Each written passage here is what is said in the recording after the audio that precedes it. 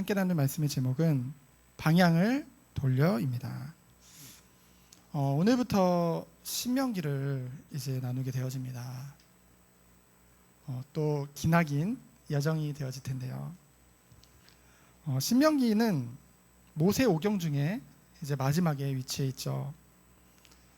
그 신명기의 뜻을, 그 단어의 뜻을 알면은 우리가 앞으로 나누게 될 신명기의 내용을 좀 알 수 있는데요. 히브리어나 영어로 보면 오히려 더 어렵고 한자로 보면은 그 뜻이 아주 명확하게 기록되어져 있습니다.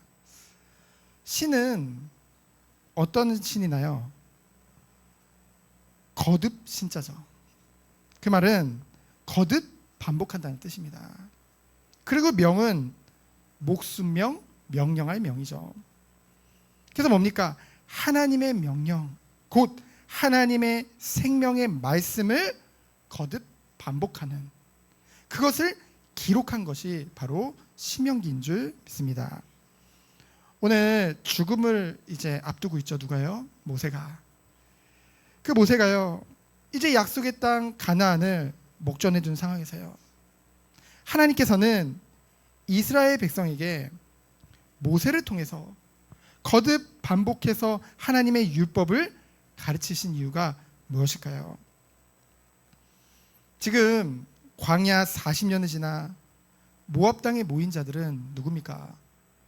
이 출애굽을 실제로 경험하지 못한 세대들이거든요. 출애굽 1세대는 어떻게 됐어요? 불신앙으로 말미암아 이 여호수아와 갈렙과 모세를 제외하고 다 광야에서 죽게 되어졌죠. 이 광야에서 태어난 이 2세대들에게 출애굽의 그 구원의 역사를 회고하며 그 교훈을 주고요, 하나님께서 주신 각종 율법들을 재요약해주고 정리해주면서 그들이 이제는 미래, 곧 가나안 땅에서의 실제 삶을 두고요, 철저하게 하나님과 그의 말씀의 법에 순종할 것을 지금 말씀하고 있는 것이죠. 그것이 바로 오늘의 내용입니다. 근데 이 신명기를 보면은요, 완전히 새로운 내용이 아니에요. 이제까지 출애굽부터 민수기에 이르기까지 있었던 모든 것들을 거듭 반복해서 말하고 있거든요. 그 이유가 무엇일까요? 우리는 너무나 잘 읽기 때문입니다. 여러분 기억력 좋나요? 보통 사람들이 하나님의 말씀을 듣고요, 나가면서 다 한 80%는 잊어버린다고 하더라고요.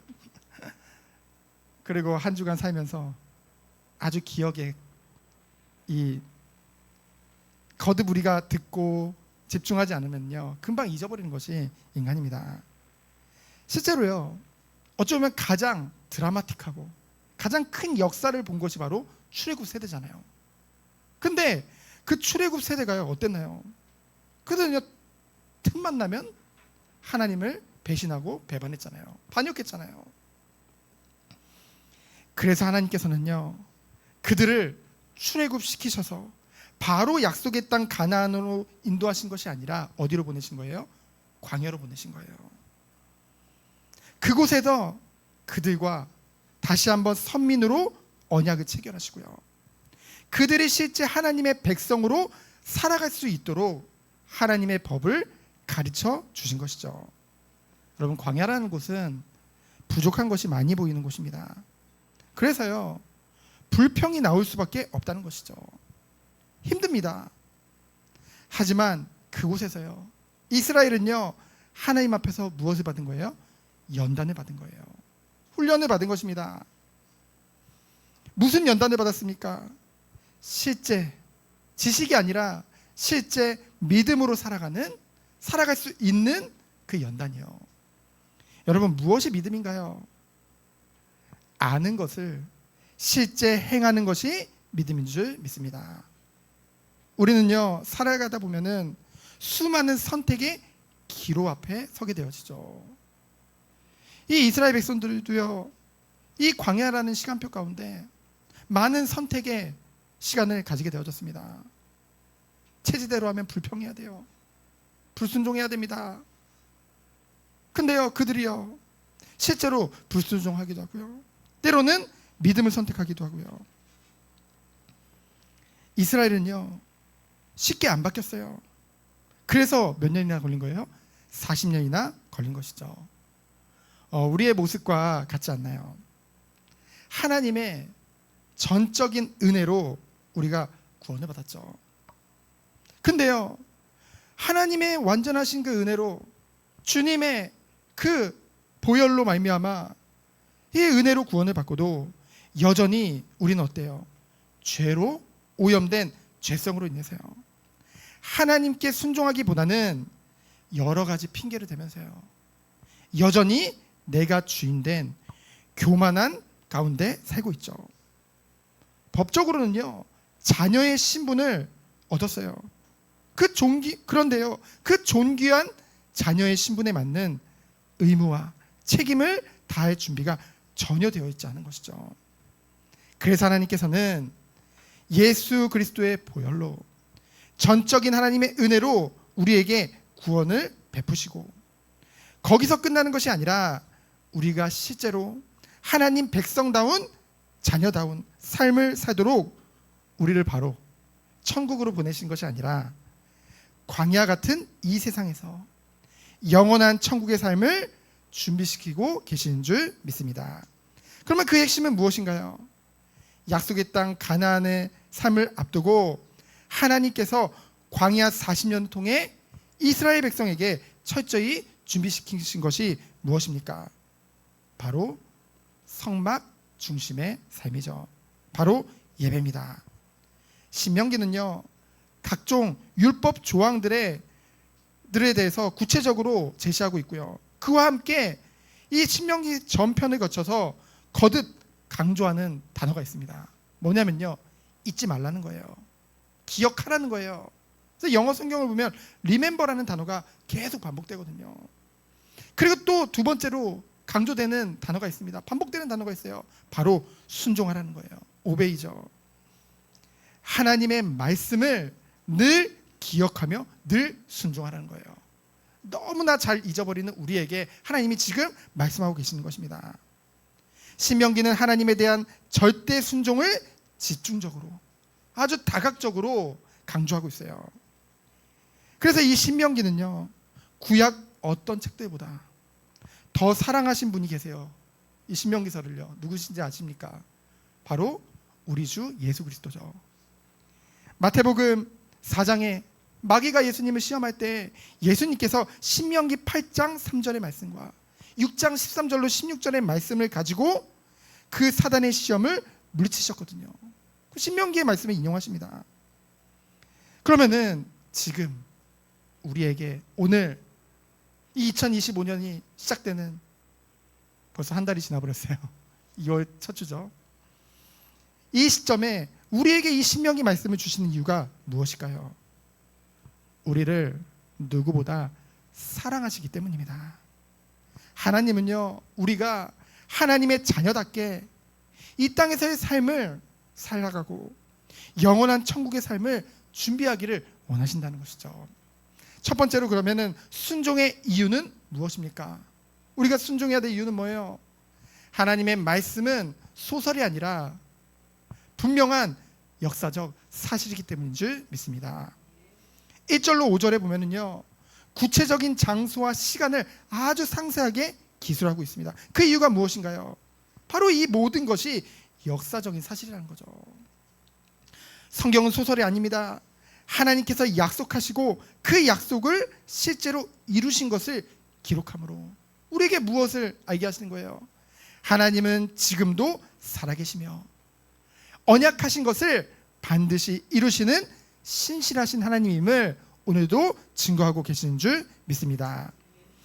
그래서요, 구원은요, 전적인 하나님의 은혜죠.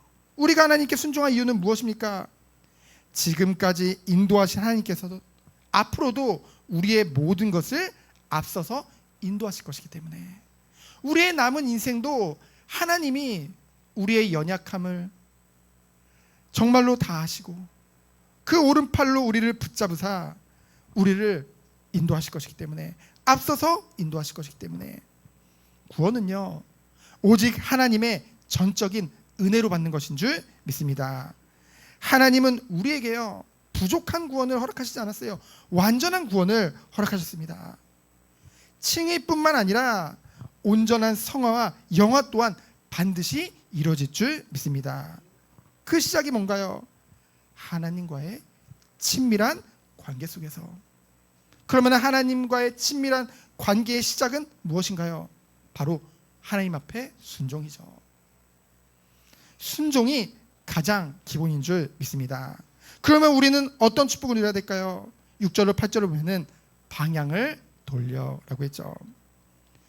6절로 7절에 보면은 이제껏 바라보고 있던 시내 산으로부터 고개를 얼굴을 돌려서 약속의 땅 가나안 땅을 바라보고 출발할 것을 말씀하고 있습니다. 우리는요 좋은 게 있으면요 거기에 안주하려는 경향이 있어요.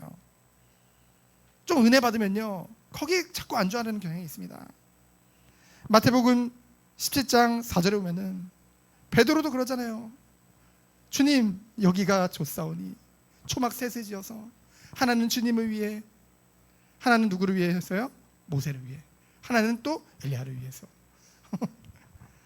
하나님의 뜻은 그게 아닌데요. 시내산에서의 하나님의 임재와 언약, 그리고 율법을 받은 은혜가 얼마나 큽니까? 그러니까 거기 머무르어 있는 거예요. 근데요 하나님이 원하시는 것은 무엇입니까? 하나님의 은혜를 받았다면은 거기에서 머무는 것이 아니라 그 안에서 하나님께서 명령하신 사명을 감당해야 될 줄 믿습니다. 그래서 뭐예요? 방향을 돌려. 우리가 언제까지 우리의 자아에, 우리의 욕심에 매여 있어야 되겠습니까?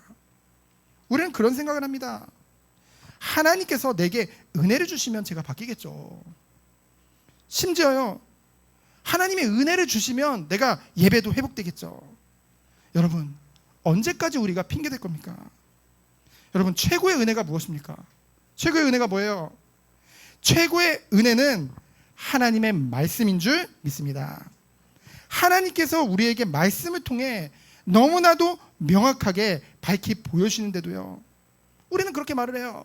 하나님이 은혜를 주셔야지 되죠. 핑계라는 거죠. 자신의 옛사람을 여전히 고집, 그 자아를, 그 육신의 즐거움을, 세상의 즐거움을 포기하지 못하고요 고집을 부리고 있는 거예요. 여러분 하나님과의 관계, 친밀함은 어디서부터 시작됩니까? 100% 순종에서 오는 줄 믿습니다. 그때 모든 것이 역전되는 거예요. 그래서 이제는 방향을 돌려, 얼굴을 돌려 약속의 땅 가나안을 바라보고 출발해야 된다는 것이죠. 8절에 보면은 하나님께서 이미 약속하신 것입니다. 약속하셨다는 건 뭐예요? 하나님이 이미 이 모든 것을 예비하시고 우리를 초대하셨다는 거예요. 원어를 보면은 초대하셨다고 하셨습니다. 우리를요. 죄악의 세상에서 이제는 얼굴을 돌이켜 하나님을 바라보며 하나님께서 예비하신 인생 여정을 시작하는 거죠. 새롭게 시작하는 거예요. 바로 오늘이 그 시작이요. 모든 것이 역전되는 시작인 줄 믿습니다. 신명기는요 어찌 보면 성경 전체가요 어찌 보면은 굉장히 깊지만은 단순합니다. 무엇을 말씀하고 있냐면요 하나님의 말씀을 믿고 순종하면 무엇을 받고요? 복을 받고, 불순종하면 어떻게 되는 거예요? 징계를 받는 거예요. 왜 그렇습니까? 징계가 없으면 사생아라고 했거든요. 우린 사생아가 아니잖아요. 우린 분명한, 우리를 위해 목숨까지 내어주신, 최고의 은혜를 베풀어 주신 우리의 아버지 하나님이 계시잖아요. 하나님이 우리의 아버지요, 우리를 사랑하시는 분이시기 때문에 하나님은 우리에게 지금 말씀하고 계시는 것입니다. 그래서요 말씀에 대한 지식은요 지식에서 머물러 있으면 안 돼요. 순종할 때만 의미가 있는 줄 믿습니다. 하나님께서는요 이스라엘 백성에게 방향을 돌려서 가나안 땅으로 들어가라고 말씀하세요. 이로써 이스라엘 백성들은 그들을 향한 하나님의 뜻이 무엇인지 깨닫게 된 거죠. 그래서 그들은 하나님께서 명령하신 그대로 행해야만 했던 거예요.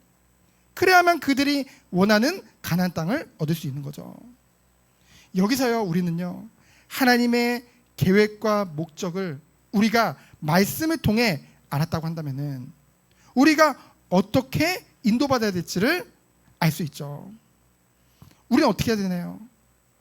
주의 뜻을 알기 위해 기도하고 말씀에 귀를 기울여야겠죠. 하지만 여기서 끝나서는 안 됩니다. 순종이 따라야 되죠. 실행에 옮기지 않는다면 우리가 아무리 많은 것을 깨닫고 아무리 많은 지식을 가지고 있다 할지라도 아무 가치가 없는 거예요. 그래서 성경은 야고보서 2장 26절에 보면은 무엇을 말씀하고 있습니까? 영혼 없는 몸이 죽은 것 같이 행함이 없는 믿음은 죽은 것이라. 하나님의 분명한 말씀을 통해 하나님의 분명하신 계획과 목적을 알고도 따르지 않는다면 뭐래요? 영혼 없는 몸과 행함 없는 믿음과 같다는 것이죠. 여러분, 아는 것이 힘이라는 말을 여러분 잘 알죠? 아는 것이 힘이다. 그렇잖아요. 근데요, 그 아는 것도 구체화라는 그 실행 단계가 따르지 않는다면 아무 유익이 없는 거예요. 아무리 명의사가 명처방을 해줄지라도 그 의사의 지시도 잘 따르지도 않고 우리가 낫기 위해 최선을 다하지 않는다면 그 어떤 것도 효과를 보지 못하겠죠. 그래서 계시록 1장 3절에 보면은 이 예언의 말씀을 읽는 자와 듣는 자와 그 가운데 기록한 것을 지키는 자들은 복이 있도다 말씀하셨습니다. 그래서요, 우리는요, 이 성경의 가르침에 귀를 기울여야 돼요. 안다는 사실 자체로 만족하지 말고요, 우리가요, 성경 말씀을 많이 아는 것에서 만족하고 가만히 있는 거, 그것이 바로 사단의 최고의 함정입니다. 배가 고프면요, 음식을 딱 본다고 해서 이 배고픔이 사라집니까? 아니거든요. 어떻게 해야 돼요? 먹어야 돼요. 두통이 나면 어떻게 합니까? 두통약을 먹어야죠. 두통약 바라보고 있으면 낫습니까? 아니거든요. 마찬가지로요, 하나님의 뜻이 무엇인지 말씀을 통해 우리가 깨달았다고 한다면 어떻게 돼요? 그 말씀을 쫓아 나가야겠죠. 우리를 그 말씀에 내던져야겠죠. 우리의 자아와 우리의 모든 것을 다 내려놓고 그곳에 맡겨야겠죠. 그래서 믿음이 행함을 통하여 온전하게 되듯이 하나님의 뜻을 아는 지식 또한 그러한 줄 믿습니다. 그래서요, 우리는요, 하나님은 말씀을 통해 우리에게 분명한 목적지를 제시해주고 계세요. 광야의 이스라엘에게 그리하신 것처럼 오늘도 지금도 똑같이 우리에게 역사하신다는 것이죠. 그래서 우리들은 오직 하나님의 뜻을 아는 주의 자녀라고 한다면은 그 뜻을 행함으로 하나님께서 주시는 그 상을 받으시는 우리 성도님들이 되어지길 축원드립니다. 그럼 마지막으로요, 세 번째로 혼자 할 수 없는 일이라는 거죠. 9절로 18절입니다. 9절에 보면요, 나는 홀로 너희의 짐을 다 지을 수 없다. 오늘 생명의 삶 아침에 하셨나요? 거기 바리새인들이 뭐라고 해요? 우리는 모세 종이다라고 얘기를 하죠. 모세를 대단하게 봐요. 모세를 하나님 다음으로 막 생각을 합니다. 근데 정작 모세는 뭐래요? 나는 홀로 너희의 짐을 다 지을 수 없다. 모세가 뛰어나서 그 모든 것을 할 수 있는 것이 아니라는 것이죠. 10절로 11절에 보면은 하나님께서 언약하신 대로 너희를 번성하게 하셨다. 그리고 지금보다 1000배나 많게 하실 것이다 앞으로. 그러면 내가 이것을 어찌 혼자 감당할 수 있겠냐. 그래서 12절에 보면은 나 홀로 어찌 감당하리요. 그러면서 아주 중요한 말씀을 합니다. 세상에 살고 있는 이 광야 같은 세상에 살고 있는 성도가 겪을 것에 관하여 말하고 있죠. 뭐라고 했습니까? 너희의 괴로운 일과 힘겨운 일과 너희의 다투는 일. 우리는요, 번영을 원하지만 우리를 기다리는 세상의 삶은 이렇다는 거죠. 그 모든 것을 위해 우리가 안심할 것은 이 모든 것을 위해 뭐예요? 주의 종도 있는 것이고 그의 공동체도 있는 것인 줄 믿습니다. 분담할 지도자를 세울 것을 말씀하고 있죠. 분담할 지도자들이요, 감정적으로 주관적으로가 아니라 정말로 필요한 자격 요건을 갖춘 자를 세우라고 합니다. 왜 그렇습니까? 이 교회 공동체가 너무나도 소중하기 때문에 이 교회 지도자라 하면 앞서서 이끄는 자리 있잖아요. 그래서 공정성, 객관성을 가져야 된다는 것이죠. 그래서 뭐라고 했습니까? 지혜와 지식이 있는 인정받은 자들. 그러면서 뭐라고 했어요? 정해진 분량에 넘지 않도록 뭐예요? 그 사람의 능력에 따라 1000부장, 100부장, 50부장, 또 10부장, 조장으로 삼은 것이죠. 여러분에게 직분이 있습니다. 하나님이 여러분을 알고 그 직분을 맡기신 거예요. 그 우리는 어떻게 해야 될까요?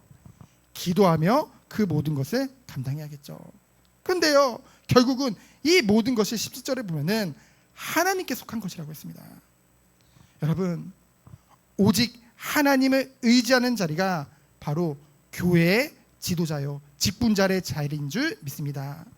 각자의 정해진 분량에 충성하며 협력하여 선을 이루는 것, 그것이 바로 영적 공동체의 축복이라는 것이죠. 그럼 결론은 무엇입니까? 이 신명기의 주제를 보려면요, 신명기 6장을 봐야 되죠. 신명기 6장 3절로 9절에 보면요, 3절에 보면은 복을 받는 비밀에 대해서 말하고 있습니다. 여러분 새해 복 많이 받으세요. 많이 인사했죠. 근데 진짜 복을 받는 비밀이 뭐래요? 이스라엘아, 듣고 끝내래요? 아니요. 삼가 그것을 행하라. 그리하면 내가 복을 받고 내 조상들의 하나님 여호와께서 내게 허락하신 같이 젖과 꿀이 흐르는 땅에서 내가 크게 번성하리라. 그러면서 4절에 보면은 뭡니까? 이스라엘아 들으라. 이 들으라가 뭔지 아십니까? 쉐마거든요. 이스라엘아 들으라. 하나님의 말씀의 법 아래에 살지 않고요, 우리 마음대로 죄의 종노릇하며 세상을 살아가면서 살던 우리가요, 하나님의 말씀을 들으라는 거죠. 여러분, 하나님의 말씀을 들으면요, 세상을 사랑하는 만큼 하나님의 말씀과 맞지 않아서요, 뭐가 온지 아십니까?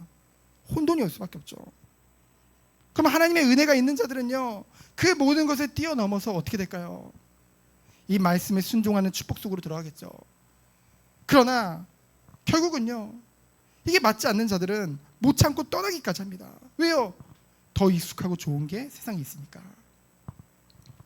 그래서요, 신명기 9장 13절에 보면은 목이 곧은 백성이라고 했어요.